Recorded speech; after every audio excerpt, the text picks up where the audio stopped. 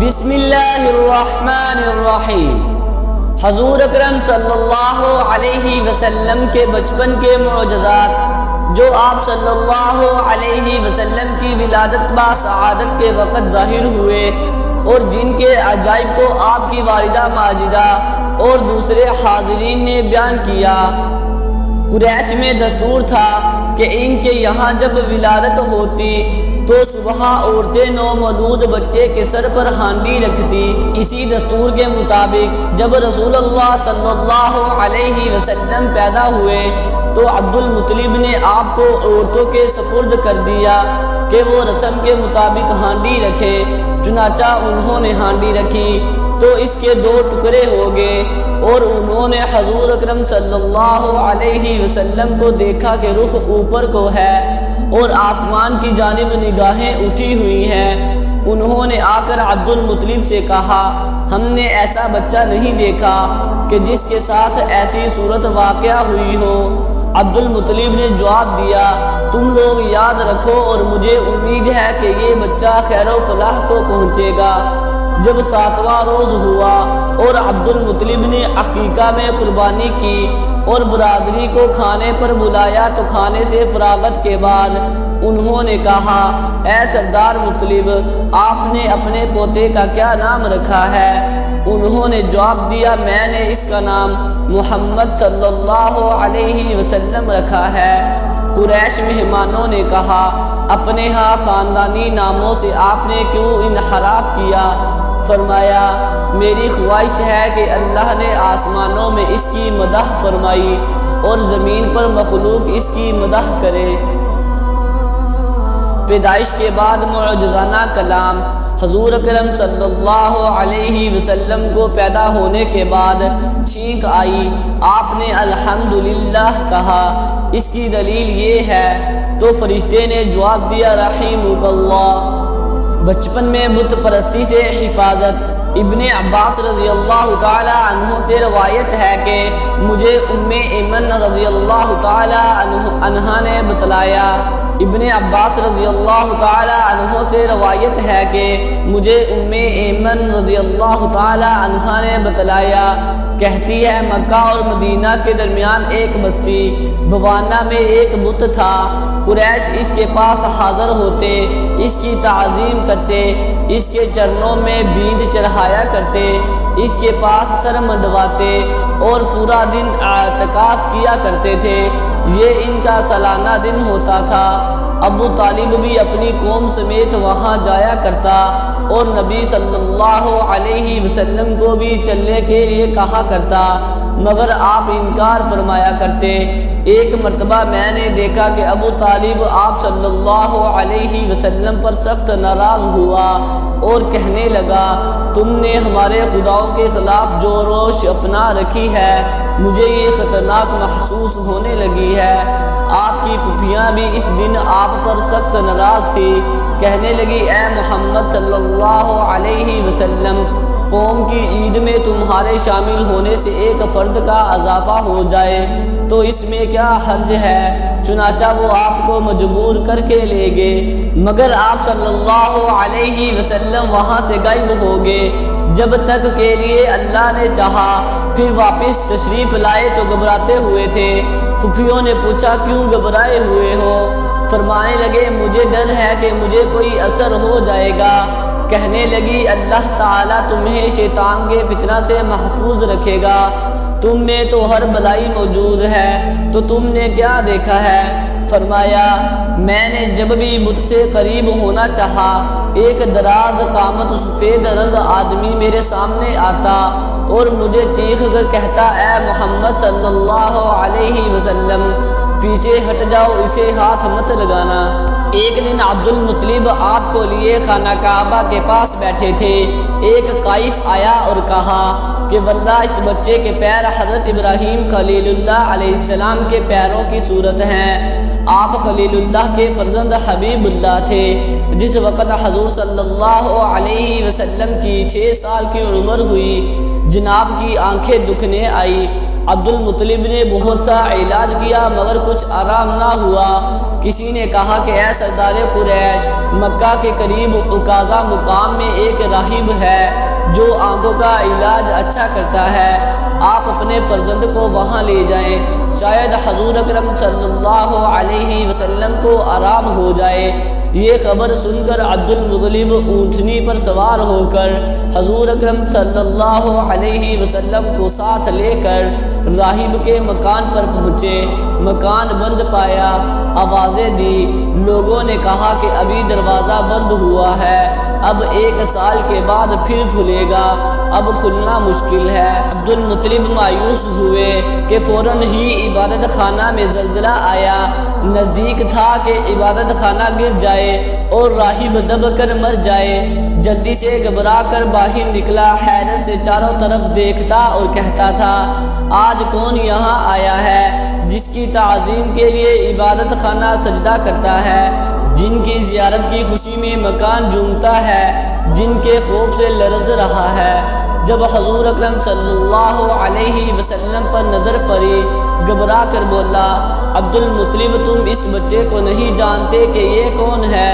یہ دنیا جہاں کا نبی، گناہ گاروں کا شفیع ہے۔ اگر میں اپنے عبادت خانہ سے باہر نہ آتا تو فوراً دب کر مر جاتا۔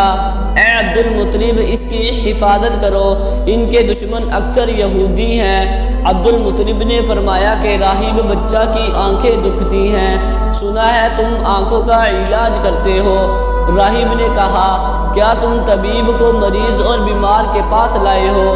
یہ فرزند جہاں بھر کا طبیب، جہاں کے لیے شفا ہے، اس کا منہ خزانہ ہے شفا اور بقا کا۔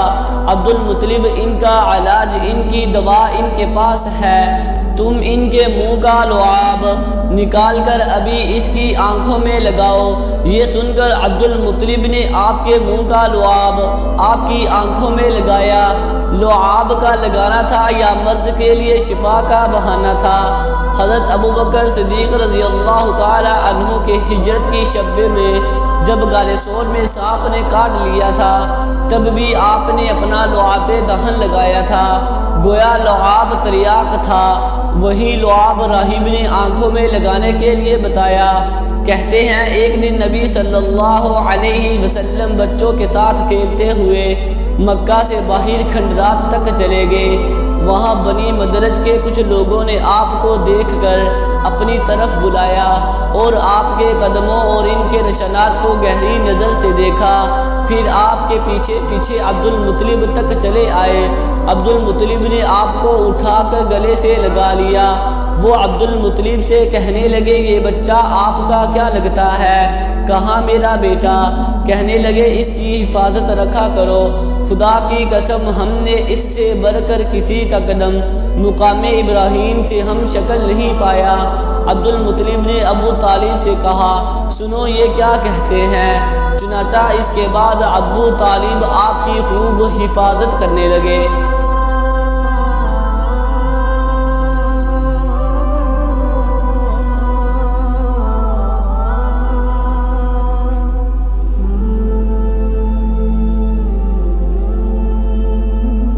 حضور سید الکونین صلی اللہ علیہ وسلم ایک دفعہ اپنے چچا ابو طالب کے ساتھ مقام ذی المجاز میں تھے۔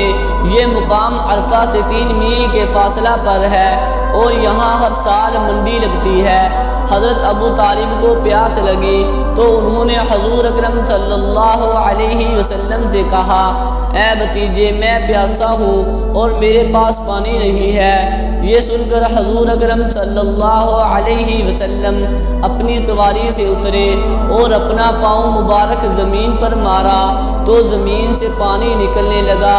فرمایا، اے چچا پانی پی لو۔ ایک دفعہ آپ نے اپنے وضو کا پانی چاہے قبا میں ڈالا تو اس کے بعد اس کا پانی اتنا بڑا کہ پھر کبھی خشک نہ ہوا۔ آپ صلی اللہ علیہ وسلم کے اشارے پر چاند کا حرکت کرنا۔ حضرت عباس رضی اللہ تعالی عنہ بن عبد المطلب فرماتے ہیں کہ ایک دن میں نے حضور صلی اللہ علیہ وسلم کی خدمت میں عرض کیا کہ میں نے اس وقت جب آپ جھولے میں تھے ایک بات دیکھی تھی جو آپ کی نبوت پر دلالت کرتی ہے۔ میں نے آپ کو دیکھا کہ آپ گہوارے میں لیٹے ہوئے چاند سے باتیں کر رہے تھے، اور جس طرف آپ انگلی سے اشارہ کرتے تھے چاند اسی طرف ہو جاتا تھا۔ فرمایا میں اس سے باتیں کرتا تھا اور وہ مجھ سے باتیں کرتا تھا اور مجھے رونے سے بہلاتا تھا۔ کھیلتے تھے چاند سے بچپن میں آقا، اس لیے یہ سراپا نور تھے، وہ تھا کھلونا نور کا۔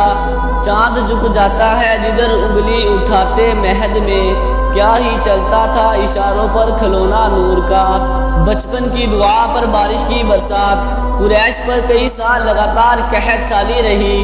قحط کی وجہ سے دودھ ختم ہو گیا، جانوروں کی ہڈیاں ٹوٹ گئی۔ اسی صنع میں سو رہی تھی کہ ایک صدا لگانے والا صدا لگا رہا تھا۔ وہ بلند آواز سے یہ کہہ رہا تھا، اے قوم قریش، بلا شبہ یہ نبی کریم صلی اللہ علیہ وسلم تم میں مبعوث ہوئے ہیں، ان کی وجہ سے تمہارے حالات پھر گئے ہیں، اب تمہیں بارش اور شادابی سے نوازا جائے گا۔ تم اپنے آپ میں سے ایک شخص کو تلاش کرو جو حسین و جمیل اور جسیم ہو، ان کا رنگ قدرے سفید ہو، وہ گنی آبروؤں والا ہو، اس کے رخسار نرم و نازک ہو، ستوہ ناک والا ہو، اس کے لیے ایسا فخر ہو جو اسی کے ساتھ مختص ہو، اور اس کے لیے ایسا نور ہو جس کی طرف اس کی رہنمائی کی گئی ہو۔ وہ شخص بھی اور اس کا بچہ باہر نکلے، وادی کا ہر شخص ان کے ساتھ آئے، تمام لوگ غسل کریں، عمدہ خوشبو لگائیں، پھر رکن کو بوسہ دے، پھر جبل ابی قبیس پر چڑھ کر وہ آدمی بارش کی دعا مانگے اور اس کی قوم اس کی دعا پر آمین کہے، پھر تم پر باران رحمت نازل ہوگی جس سے تمہارا قحط اختتام پذیر ہو جائے گا۔ مکرمہ کہتی ہے کہ اس خواب کے بعد میں گھبرا کر بیدار ہوئی، میری جلد کانپ رہی تھی۔